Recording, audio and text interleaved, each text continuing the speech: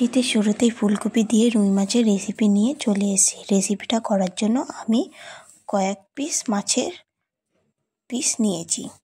মাছটা ভালো করে ধুয়ে নিয়েছি। এবার আর নুন হলুদ মাখিয়ে নেব। এবার নুনটাকে প্রথমে দিলাম, এবার হলুদটাকে দেব।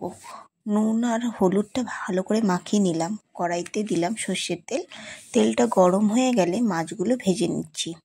মাছগুলো উল্টে পাল্টে লাল লাল করে ভেজে নেব। মাছের ঝোল করার জন্য ডুমো ডুমো করে আলু ফুলকপি কেটে নিয়েছি। ওই তেলের মধ্যে দিয়ে দিলাম শুকনো লঙ্কা, জিরে ফোড়ন, তেজপাতা। আলু ফুলকপি একসাথে ভেজে নেব। ওপর থেকে দিলাম হলুদ। বেটে রাখা আগের থেকে মশলা দিয়ে ভালো করে কষিয়ে নেব। তার ভেজে রাখা আলু ফুলকপি দিয়ে একটু কষিয়ে নেবার পর গরম জল দিয়ে দেব। ফুটে এলে ভেজে রাখা মাছগুলো দিয়ে দেব। নামানোর আগে গরম মশলা, ধনেপাতা কুচি ওপর থেকে দিয়ে নামিয়ে নেব। তোমাদের এই রেসিপিটা কেমন লাগলো আমাকে ঝটপট করে কমেন্ট বক্সে জানিও।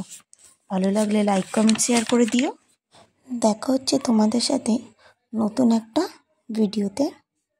তোমরা কে কোথার থেকে দেখছো আমাকে কমেন্ট বক্সে অবশ্যই জানিও।